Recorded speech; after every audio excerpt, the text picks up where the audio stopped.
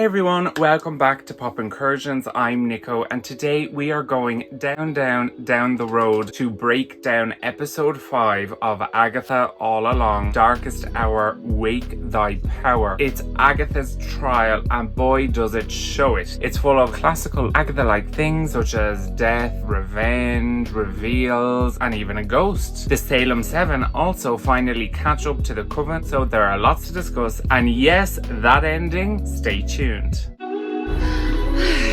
Heard you guys were having a party. Avengers! Avengers! What now?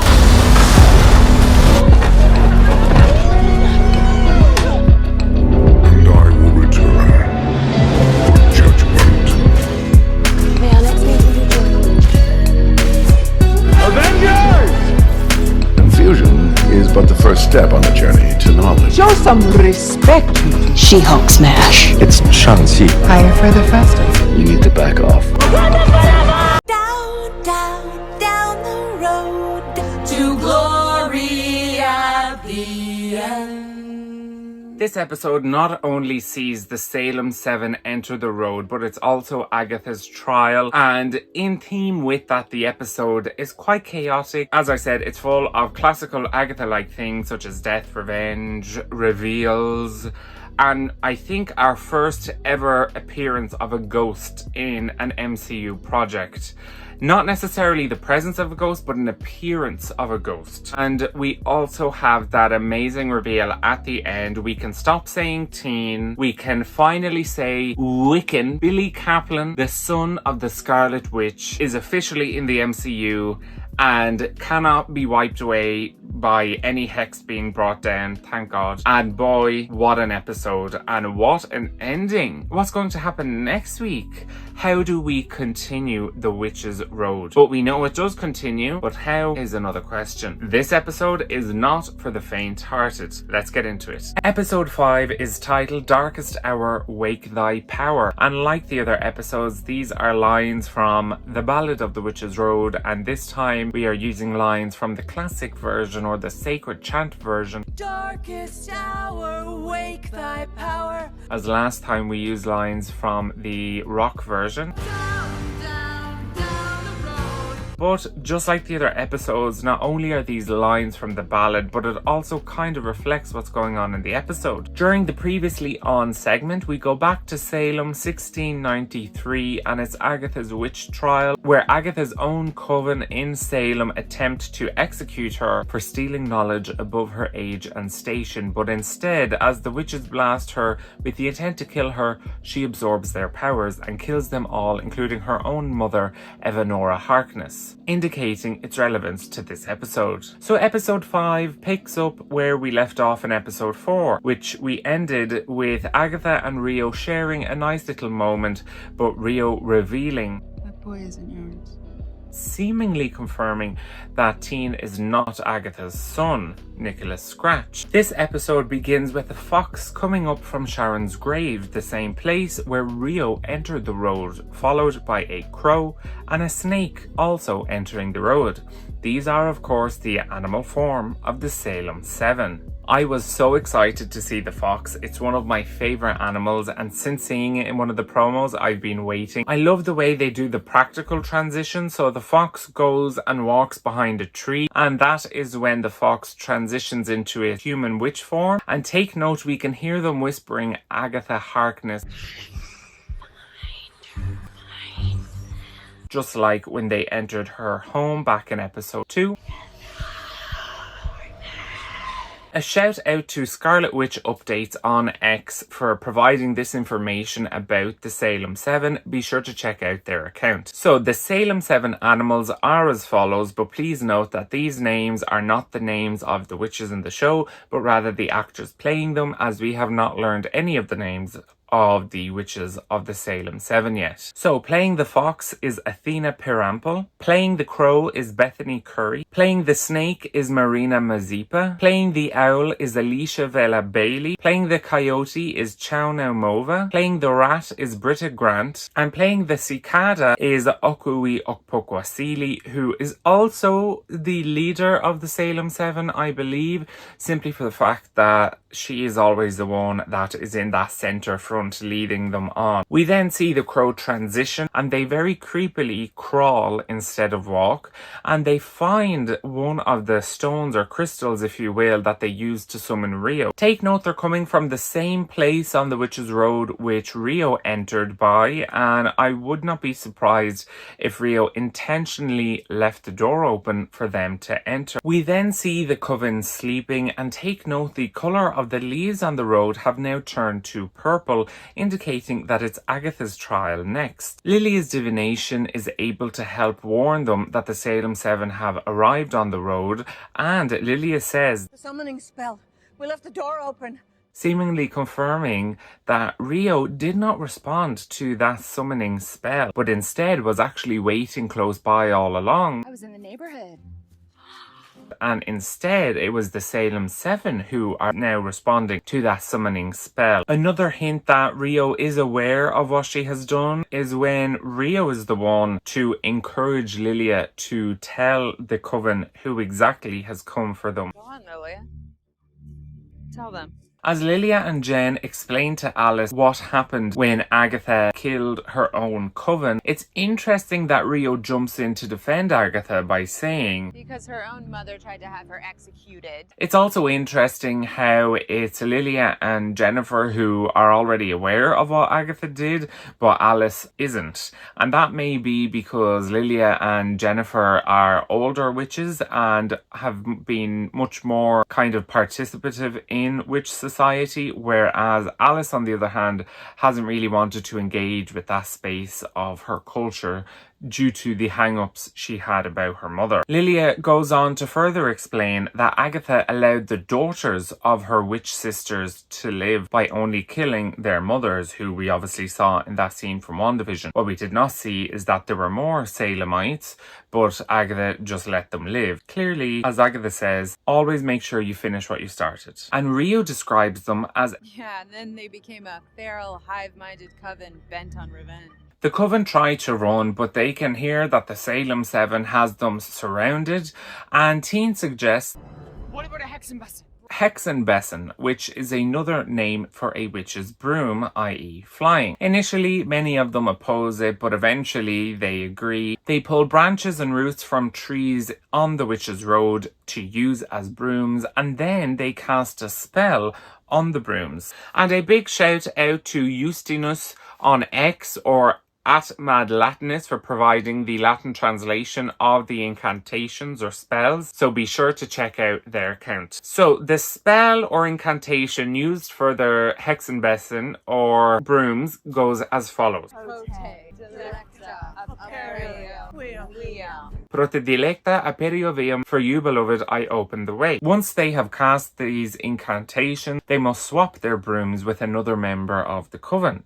Agatha elaborates, It's about selflessness, Teen. We fly together or not at all. and essentially makes it into a trust building exercise. And it does work in quite good pairing, where Agatha and Rio swap with one another, Lilia and Jen swap with one another, and then Alice has to swap with Teen. And this is also appropriate because they have started this budding friendship with one another, and Teen is very excited that he gets to participate. However, as Teen goes to pull a branch or a root of a tree, an owl appears, and this owl transforms into a member of the Salem Seven and goes to attack Teen, but Alice comes in and gives her a right wallop with that tree branch or tree root, and then they fly. Interestingly, the concept of witches flying on long objects goes as far back as 1230, and believe it or not, this may sound very strange, but it was believed that the reason why they could fly is because they made a flying ointment where they would use natural herbs and plants to make this ointment and apply it to intimate areas, after which they would be able to fly on a broom, or even animals such as goats. Interestingly, in 1324 here in Ireland, it was the first documented accusation of a woman being a witch and using witchcraft by sexual means, referring to that ointment that's placed on an intimate area. You can obviously go research this yourself if you're intrigued, but that's as far as I'm going with this. Do note that Lilia isn't too happy flying on a broom, but that's hardly a surprise. Teen actually asks Lilia why her generation hates them so much. Brooms have been co-opted by the holiday industrial complex as an absurd emblem of our culture. Worse yet, they're an obvious symbol of female domesticity. As I mentioned last week, it's because of these misconceptions and stereotypes that Lilia has had to flee from town to town. When I was chased out of every village I passed through for accurately predicting tragedy. And she herself has experienced loss because of these types of misconceptions about witches, where we've even seen that her own coven, for example, have been subject to the persecution of witches down to the rumour mongering that's involved.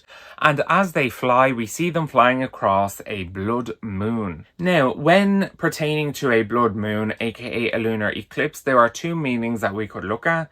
Biblically, it would be a sign of the end times, and that would certainly be applicable for this episode because the coven doesn't exactly have this rebirth. If anything, the coven is kind of broken up by the end, and it's the end for a number of different chapters, be it a person or just a chapter in a story. However, spiritually, a blood moon represents letting go of the past and embracing the future and what is about to come. And again, this too is applicable because we face the past in this episode and then we move forward. As nice as the flying is, the road doesn't really like it and thus forces them down back onto the road to complete the next trial. Just as they get to the next trial, I'm going to guess that this is Okui Okpukwasili, who is the cicada and the leader of the Salem 7, who then basically releases a bunch of insects from her mouth. And this is very Nancy from The Craft, not the first reference, of course, from the film The Craft. Unlike in other trials, we are unable to see if the door to the cottage has any references to the phases of the moon. I do think that this episode was meant to shake us up from feeling too comfortable and stop us from expecting and thinking that because they're trials, each episode would be the same or had the same format. Lilia's pajamas, if you look carefully, has tarot card symbols just like her cardigan, kind of meaning that their outfits they wear on the road are incorporated into the outfits they have on, even the accessories. And I love Lilia's grandmother chic pajamas. She actually reminds me of my grandmother. The jersey that Agatha is wearing has 3 on it for the brooch because Maiden Mother Crone, the 3 triple goddess. Teen has lost his spell book and they realise he lost it while they were flying, and Agatha says, Forget it. You can take the training wheels off. and this is quite a double entendre. Agatha means it in one way, but he really will take off those training wheels by the end of the episode. When asked whose trial this is, Rio says it's Agatha's, and Teen wonders how does she know that? A blood moon. When the veil between the living and the dead is at its thinnest. Referencing the large number of people that Agatha has murdered by stealing their powers and thus life force. Rio then says, And who better to commune with the dead than someone who's put so many in the grave? again referencing not only what Agatha's past is like, but the fact that Rio knows. And why would Rio say it like this? Well, perhaps she may know a thing or two about graves. That's all I'm going to say so far, but if you're really intrigued in what I'm talking about, check out the last video at the very end, spoiler warning of course, and we discuss the prevailing Rio theory. But until it becomes quite obvious, I won't, 100% spoil it. Teen turns to Lilia and says, wait, I thought talking to the dead was your thing. Oh, common misconception. I read people, I read time, but talking to spirits was just a con. This clarifies Lilia's abilities and her business, because in her business, only 2/3 of what she sells is true, because of course she does read people and time in her business, but she also claims to speak with those who have passed on. Suddenly, a Ouija board is just hurled out and their cute digital wristwatches start a timer for 29 minutes, just just like the other trials and signifying that it has begun. Teen reads out the 6 rules for using the Ouija board. The first rule is don't use the board alone. The second rule is don't talk over one another. The third rule is don't taunt the spirits, and everyone looks at Agatha because duh. Rule number 4 is don't ask about death. Rule number 5 is always end the session with goodbye. And rule number 6 is under no circumstances should you move your hand from the planchette. Doing so will release the spirit. And I feel like that last rule is truly just such a gag because of course someone's going to do that, and of course the spirit is going to be released. Teen turns to Agatha and says, "Wonder who's waiting for you." And Jen says, "And with what trauma?" And Agatha replies, "It could literally be anyone." Again, telling us Agatha has killed a lot of people. We can also see that the Ouija board was made in Salem, Massachusetts, not only where Agatha's own trial was held and where she killed her coven, but this was the infamous location of the Salem witch trials in North America in the 1600s. To begin, Agatha says, Mother, maiden, crone, spirits be known. and she says the triple goddess out of order because typically it's maiden, mother, crone. So I wonder, is this, intentional to make a mistake? The first spirit they commune with is Mrs. Hart, as the Ouija board spells out, who is of course really Sharon Davis. And Lilia accidentally removes her hands from the planchette and thus the spirit is released, and Agatha is seemingly possessed and speaks in a very similar voice to Sharon. There I was, living my tiny life in the bird, linking into conspiracy theories on Facebook. At least at the beginning, everyone was really believing this, but Agatha was just messing. She's just scared. She's such a messer. And this is why I pointed out she said Mother Maiden Crone instead of Maiden Mother Crone, because that is the incorrect way to say it, and thus it doesn't actually start the Ouija board. And Rio is able to clock it straight away that Agatha's doing this because she's scared. They resume playing the board, and we know that this time is not a prank and it's for real because Agatha says it correctly, Maiden Mother Crone, spirits be known. And her demeanour is, this time she is much more serious, and obviously compared to when she faked it, she was very casual and very joking. And I think this really does show that maybe one of the few instances where Agatha is legitimately scared and concerned that she may have to confront these people that she killed. And I think what kind of helped Agatha over the years continue to do it is that, she never really had to face that many consequences. And most of all, she never actually had to hear, from her victims and thus not be overly guilty about it. As soon as Agatha speaks the words, Maiden Mother Crone, spirits be known, the light starts to flicker. And now you can see she's really cacaing herself. Agatha asks who is with us, and the board spells out D-E-A-T-H, death, and Rio laughs. I wonder why Rio would laugh at that. As I said, if you want to really get into it, last video, end of the video, we discussed this Rio theory. Agatha then asks, what do you want? And the board spells out P-U-N-I-S-H, punish. And Agatha asks, who do you want to punish? And I think we all knew the answer to this one. A-G-A-T-H, Agatha. However, now I'm wondering, is this who we later discover to be Evanora Harkness, or is this Rio playing a joke just like Agatha? Rio seems quite amused by this, and it would fit with what we've been getting from Rio. She pretty much wants to torture Agatha. It then continues to spell out Agatha very quickly, and we genuinely see Agatha uncomfortable as she says, stop, make a stop. And what happens? She ends up releasing her hands from the planchette, and so spirits are released and we can hear them. Ironically, Lilia says, I hated this the first time, obviously referring to when she first awakened her powers. Alice says, what do they want? And Jen shouts out, punish Agatha!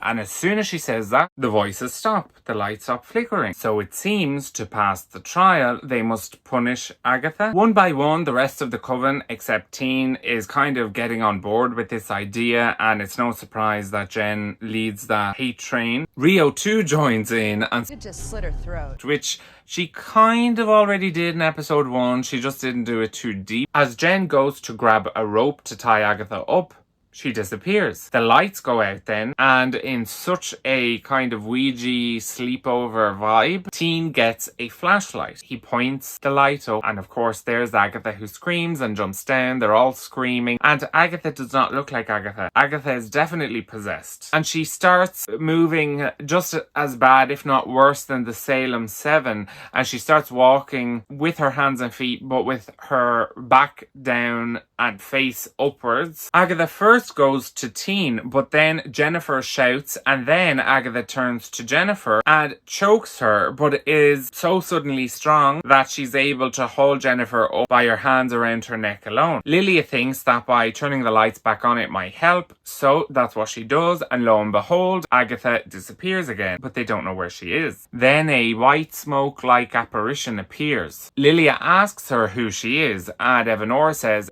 Evanora Harkness of the Salemites. reminding us, of course, she's from Salem. She is linked to the Salem 7, and of course what happened in 1693 that now everyone in the room knows about. From upstairs, we hear Agatha say, "Hey mom." So it was Evanora who was possessing Agatha, who controlled her body and made her go for Teen and Jen. So it's like, okay, we know you don't like your daughter, mom. Like, my God. Evanora says to everyone, "My coven risked everything to kill her." And you fools have willingly joined her. And this moment where she emphasizes the "you fool" reminds me of Winifred Sanderson from Hocus Pocus. Fools! All of you!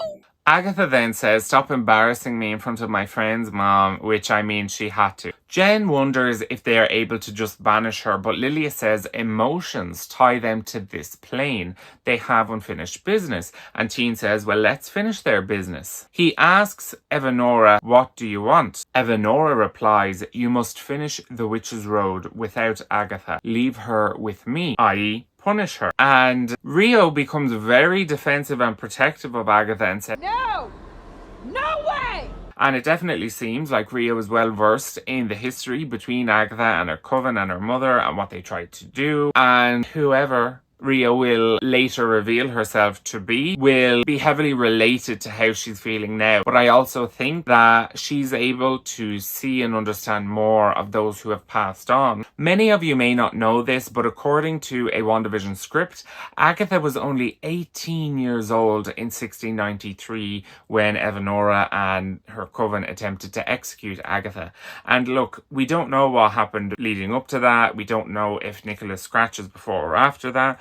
And all we know is that she stole knowledge above her age and station. Agatha asks her mother, "Why do you hate me still?" And in a very cold response, and I mean like colder than Sharon Davis's body response, like really cold, Evanora says, "You were born evil. I ought to have killed you the moment you left my body." and my God, regardless of the history, this is a horrific thing to hear from your own niece as to why she said that Agatha was born evil. In the 1690s, homosexuality was not acceptable and would often result in execution. While the terms lesbian and gay did not exist in the way we use them today, the concept was obviously still there, as it has been part of sexuality since the beginning of animal and human time, with evidence dating back to 2400 BCE in ancient Egypt. In Puritan New England, homosexuality evoked fear and horror, and it was believed that it could spread and eventually call down the fire and brimstone that was showered on Sodom and Gomorrah. Gay and queer people would also have been targets of witchcraft accusations, as anyone seen as behaving or appearing out of the norm would generally rouse suspicion. Being gay myself, I thought it was important to raise this, especially given the previous relationship that Agatha and Rio supposedly had and how that may be coming into play. Furthermore, a lot of the derogatory terminology and homophobic slurs about gay and queer people evoked from English witch trials in the early modern period. The F slur came from the bundle of sticks that witches and other heretics were burned on, and fairy was initially another name for a witch. So I just calculated how many years was it from 1693 to 2026, and the number is actually kind of freaky considering, you know, we're dealing with witches, supernatural, all of that. The number is 333. So it has been 333 years since Agatha's trial and since she killed her coven and her mother. 333 could represent the triple goddess, Maiden Mother Crone, but imagine being this full of hatred and vengeance 333 years later. I mean, surely at that point someone would just kind of accept it and get on, because you're surely not resting in peace. Jen says we have to go. There's no flood here, there's no fire. The only danger to us in this trial is Agatha Harkness. And how true those words will come to be very soon. And it's a great point. There is no other extrinsic danger or threat to them other than Agatha. And when you think about it, in each trial, there's a very extrinsic, very clear and obvious danger. And then there's kind of a more subtle one. So in the first trial, the obvious external danger, the flood. The more subtle one, and I suppose you could call it intrinsic in a sense because it works on the inside, the poison. Then in Alice's trial, the obvious extrinsic and external danger, the fire. The more subtle and intrinsic, because again it does affect the inside, the curse. In this trial then, you could say the external threat and danger, Agatha. The more intrinsic one, again because literally the spirit goes inside you, the spirit of Evanora Harkness. Agatha pleads them to take her with them. Then the moment arrives. Evanora Harkness possesses Agatha again, and Alice, protecting Agatha, blasts her with her powers to rid Evanora's spirit from Agatha's body. But what happens when someone blasts Agatha with their powers? As Alice does this, Lilia gets another reading and says, Knight of Wands, which is a tarot card representing bravery, energy, impulsiveness, taking action into one's own hands, but not to be hasty about it and think before acting. And of course, yes, Alice was brave, she had energy, but she was also impulsive. She wanted to take action into her own hands, but she was too hasty and she didn't think about it. Alice was extremely brave and was fulfilling what she was there to do as the protection witch, but she failed to remember that Agatha's whole objective in life was to get power, and the primary means of doing so was literally stealing it from people. Once Alice expels Evanora's spirit from Agatha's body, Agatha actually stretches her arms out and then pulls the power in. So she intentionally does this. I've seen some on the internet try to claim that, oh, she didn't know what she was doing, it was an accident. No. If Agatha is literally going, that's not an accident, she knows what she's doing. Meanwhile, Teen is able to see the Ouija board moving, so he goes over and asks, who is this? And it spells out Nicholas Scratch, Agatha's son. And as he reads this, the timers go off, 30 minutes has ended. The trial is seemingly complete. Teen then shouts out, Nicholas Scratch! And we can actually hear the poor soul of Nicholas Scratch shouting out.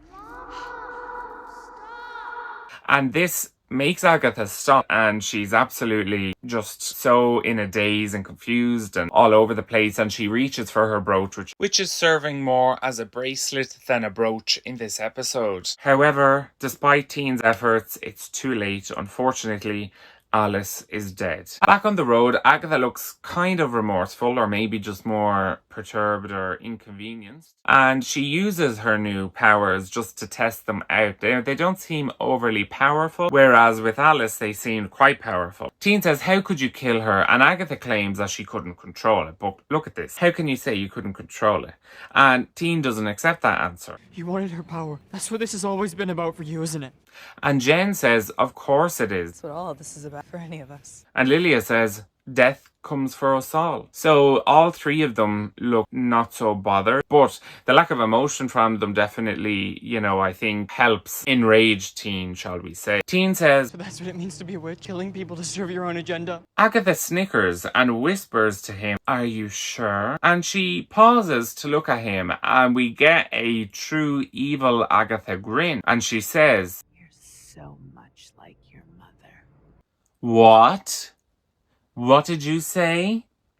This, in this moment, is what I believe destroys the sigil. She already knows it's not her son. So yes, this is a clear reference to the Scarlet Witch, Wanda Maximoff. She is referring that Teen, or we can finally say Billy or Wiccan now, is so much like Wanda, his mother. Now, if you listen very, very carefully to the music that's playing during this exchange, it matches that music of the WandaVision credits.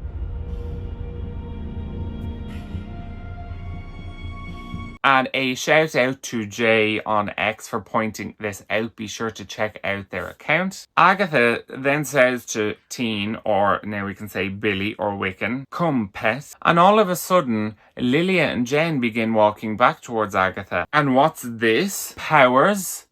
Blue magic? Teen is controlling Lilia and Jennifer, and they throw Agatha into the mud, that same mud that almost got Mrs. Hart, aka Sharon Davis, and the mud pulls her under. She's screaming, and eventually there's no more Agatha. Then Billy throws Lilia and Jennifer into the mud. Did you clock those hand movements, by the way? They completely match his mother's hand movements when she's using her magic in that way. Once Lilia and Jennifer are pulled in completely, we pan back to Teen, and what do we see? A crown.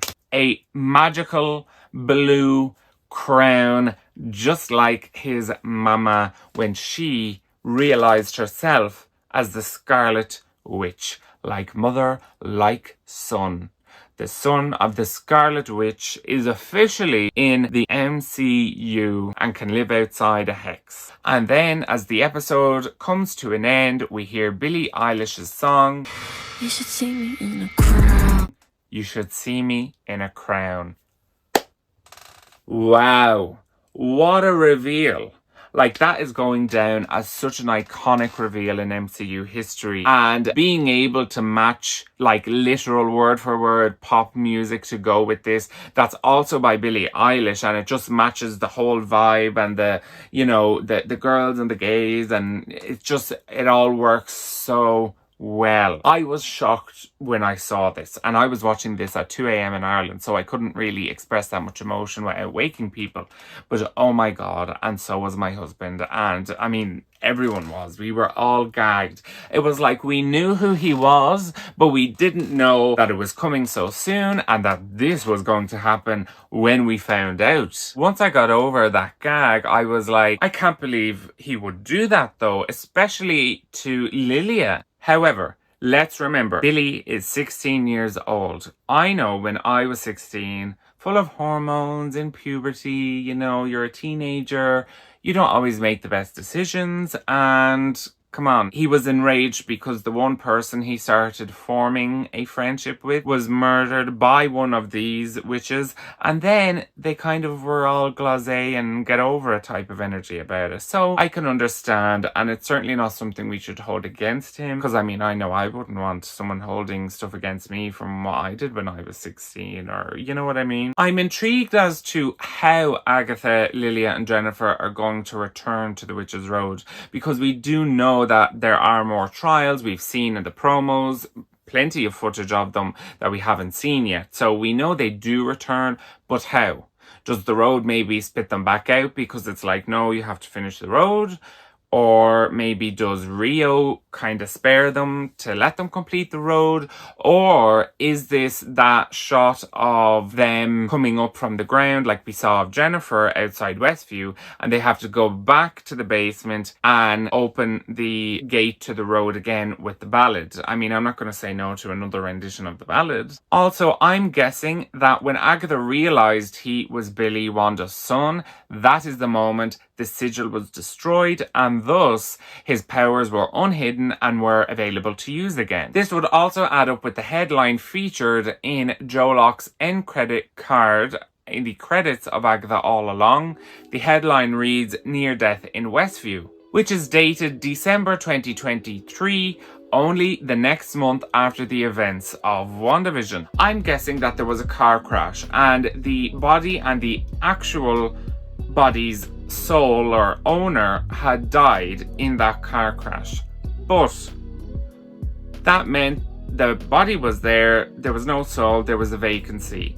And Billy Maximoff's soul was newly floating around after the events of WandaVision and simply took over that body. So it would appear to people like, oh, this boy didn't die, it was a near death. Whereas, no, he really did die, his soul is gone, but it's a different soul inside of him. So he looks the same as the boy who he previously was, but the soul and obviously the personality and the identity, in a sense, is actually Billy Maximoff. This explains both the different appearance and the different surname. Most notably, it explains the age jump. At the end of WandaVision, the twins were 10 years old. However, when speaking with Alice, Teen said, "A lot happened to me at 13 too." I know many people have been asking, where's Rio during all of this? And in this video, all I'm going to say is, she's with Alice. Again, like I keep hinting, if you want to know truly about all of that and the prevailing theory, check out the end of my last video, spoiler warning. I really hope you enjoyed our episode 5 breakdown, Darkest Hour, Wake Thy Power.